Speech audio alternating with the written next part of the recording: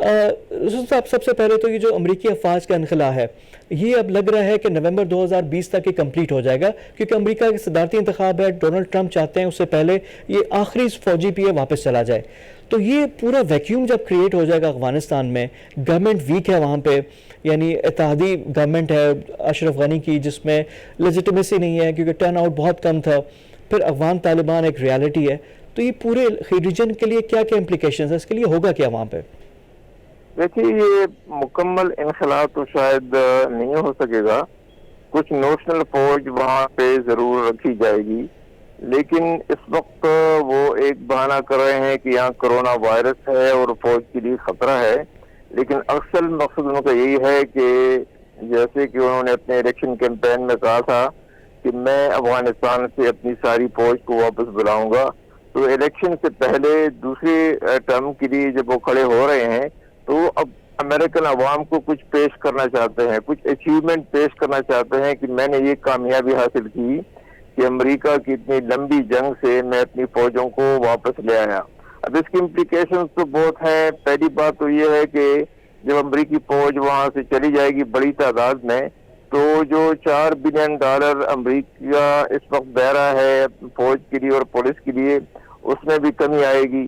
اگر اس میں کمی آئے گی تو افغان حکومت کے لیے یہ مشکل ہو جائے گا کہ وہ اتنا بوجھ سنبھال سکے. جو ڈیولپمنٹل ایکسپینڈیچر ہے وہ تو ایک طرف رہا، اس کے لیے تو کوئی پیسہ شاید یورپین یونین والے بھی نہیں دیں گے، امریکہ بھی نہیں دے گا. تو یہ ایک قسم سے افغان حکومت پہ، اشرف غنی کی حکومت پہ ایک پریشر ہے کہ وہ جلد سے جلد جو امریکہ کا فریم ورک ہے اس کے اندر رہتے ہوئے یہ ریکنسیلیشن کی طرف بڑھیں اور طالبان سے باضابطہ مذاکرات کریں. لیکن اشرف غنی کو یہ معلوم ہے کہ ان مذاکرات کا مقصد جو ہے افغانستان میں طالبان کی حکومت کے لیے رستہ ہموار کرنا ہے، اور اگر ایسا ہو جاتا ہے تو ان کو جو ہے جانا پڑے گا.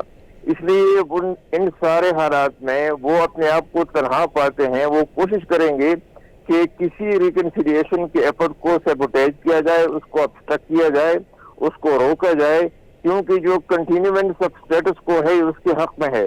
وہ چاہتے ہیں کہ اسٹیٹس کو رہے.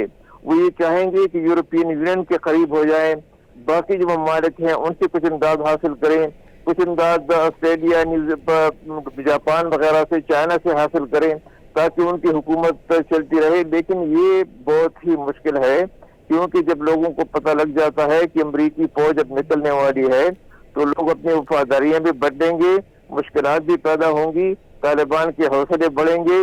جو افغان حکومت کی فوج ہے اس میں سے جو ڈیزرشن ہے وہ زیادہ ہو جائے گی. اس وقت تقریباً 7-8% لوگ چھوڑ رہے ہیں. رستم شاہ صاحب، جی یہ تو باتیں دوبارہ وہی ہو رہی ہے جو روس کے وقت ہے، جب روس نے واپس جب گیا تھا تب بھی یہی صورتحال ہو گئی تھی، کنفیوژن ہو گئی تھی، خطے کو چھوڑ دیا تھا، خانہ جنگی شروع ہو گئی تھی. تو یہ تو پھر دوبارہ سول وار کی طرف نہیں چلا جائے گا افغانستان؟ اور ابھی تھوڑی بہت جو سپورٹ آ رہی ہے، جو ڈالرز آ رہے ہیں وہ بھی ختم ہو جائے گی. انٹرنیشنل کمیونٹی امریکہ کی وجہ سے انگیجڈ ہے وہاں پہ. یہ تو پھر پاکستان کے لیے تو بڑی امپلیکیشنز ہیں اس کے لیے.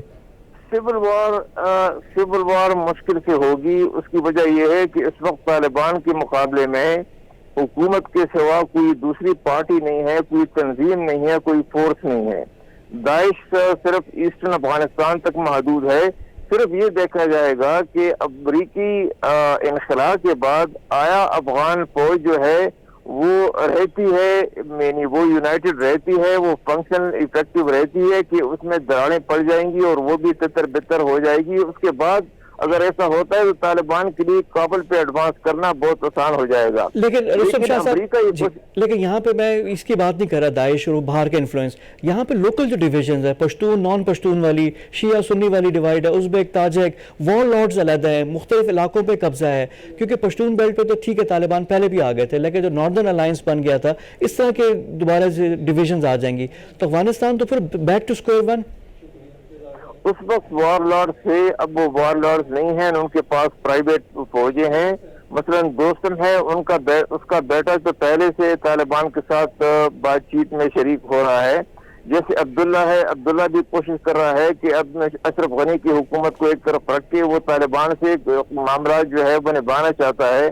اسماعیل خان ہے، وہ بھی اس حق میں ہے کہ ایک حکومت بن جائے، وہ ملٹی ایتھنک ہو، براڈ بیس ہو، اس میں اور بھی فیکشنز ہوں اس میں تاجک بھی ہو، ازبک بھی ہو، ترکمان بھی ہو، ہزارہ بھی ہو، اور اس میں ڈومیننٹ رول طالبان کا ہو.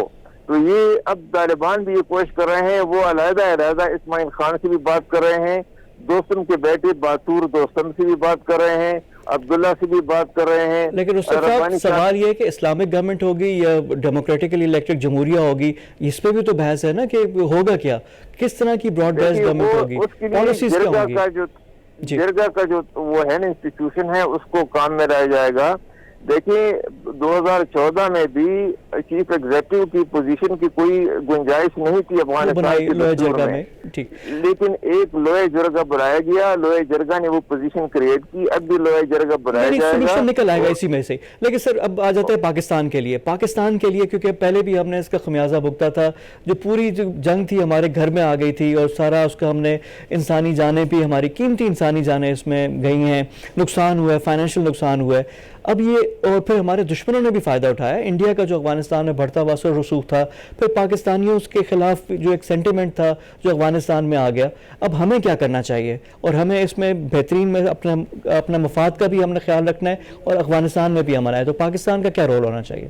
پاکستان کو یہ دیکھنا ہے کہ جو بھی وہاں حکومت بنے وہ ایسی حکومت ہو کوئی جو اسٹیبلٹی اور پیس ڈیلیور کرے، تاکہ سینٹرل ایشیا کے ساتھ بھی رستے کھل جائیں، اور افغانستان کے ساتھ بھی جو ہے ہماری تجارت، ہمارا جو لین دین ہے وہ بھی اسٹیبلائز ہو جائے. ایک پیسفل افغانستان جتنا پاکستان کے حق میں کسی اور ملک کے حق میں نہیں ہوگا، اور ایک جو جنگ زدہ افغانستان ہے وہ جتنا پاکستان کے لیے نقصان دہ ہوگا کسی اور کے لیے نہیں ہوگا.